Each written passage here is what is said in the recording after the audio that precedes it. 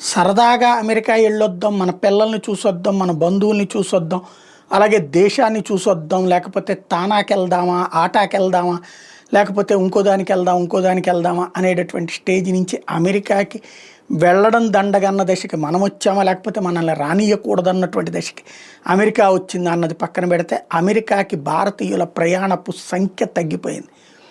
మామూలు రేంజ్లో కాదు, భారీ ఎత్తున తగ్గిపోయింది. ఏటా దాదాపు 1 కోటి మంది అమెరికాకి వెళ్ళే స్టేజ్ నుంచి 8% డిక్లైన్ అయిపోయింది. ఇండియన్ ట్రావెల్ ఏదైతే జూన్ 2025లోది లెక్కేస్తే 8% తగ్గింది.